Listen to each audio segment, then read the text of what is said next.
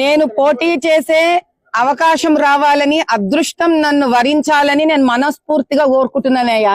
ఎందుకంటే ఈ నాటికైనా బోరబండనే కాకుండా జూబ్లీహిల్స్ ఉన్న బస్తీలోని పేద ప్రజల దరిద్రం వదులుతుంది. ఎందుకంటే ఏ రామబాణం ఏ దినం వేసినానో గాని ఆ రామబాణం వచ్చి ఇక్కడ దరిద్రాన్ని వదిలిచ్చి రామరాజ్యం స్థాపించాలి జూబ్లీహిల్స్ అని కోరుకుంటున్నది. ఎందుకంటే ఇక్కడ ఏషియాలోనే అతి పెద్ద గవర్నమెంట్ స్కూల్ ఉంది. దానికి గర్వపడదమ్మా?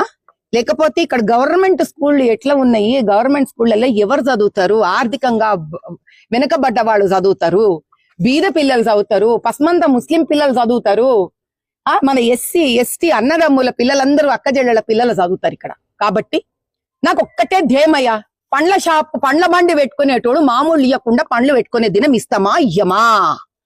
ఇల్లు కట్టుకోవాలంటే ఒక బోరింగ్ వేసుకోవాలంటే ఒక చిన్న చత్తు వేయాలంటే మామూలు లేకుండా వేసుకుంటామా వేసుకోమా? పిల్లలకి ఎందుకు ప్రైవేట్ స్కూళ్ళకు పోవాలి మనము? ఎందుకు మనము గవర్నమెంట్ స్కూలే ప్రైవేట్ స్కూల్ అంత గొప్పతనానికి తీసుకురాకూడదు అని ఒక రోజైనా మార్పు తీసుకురాగలుగుతామా లేదా? 2, 3, 4 ఎన్ని మతాలున్నా గానీ మతాల మధ్యలో సామరస్యత తీసుకొచ్చి మతము రాజకీయాన్ని చేయకుండా ఒక్క ఎమ్మెల్యే కాన్స్టిట్యుయెన్సీనైనా చేయగలుగుతామా లేదా?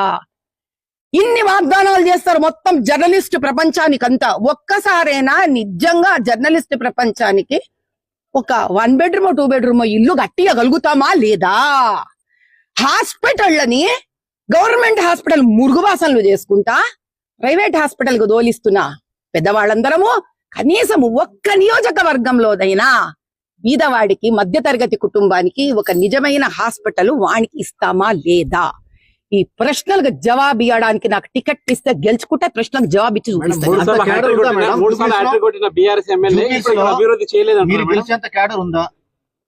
క్యాడర్ ఓటర్లయ్యా, ఓటరే నా క్యాడరు, నా ప్రజలే నా క్యాడరు. అనంతకోటి ప్రజల్ని పెట్టుకొని క్యాడర్ ఉందా అని అడతావేం స్వామి? ప్రేమించే మనసు నాకుంది, నన్ను ప్రేమించే మనసు వాళ్ళకుంది. కథం అయితే 3 సార్లు హ్యాట్రిక్ కొట్టిన ఇక్కడ బీఆర్ఎస్ నుంచి గెలిచిన ఒక ఎమ్మెల్యే అంటే ఇక్కడ అభివృద్ధి చేయలేదంటారా?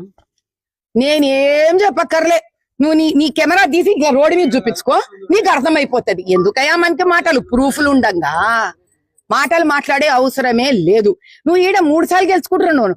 మా ఎంఐఎం పెద్ద ఆయన అయితే 50 ఏళ్ల సంది గెలుచుకుంటుండే కదా.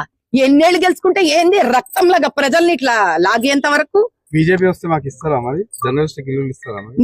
బీజేపీలో నన్ను నిలబెట్టి నేను గెలిస్తే గనక ఈ రోజు వాగ్దానం చేస్తున్నానయ్యా, నేను బిచ్చమడుకొని వచ్చిన ఇండ్లు కట్టించి బీజేపీ వాళ్ళకి మన జర్నలిస్ట్ కి నేను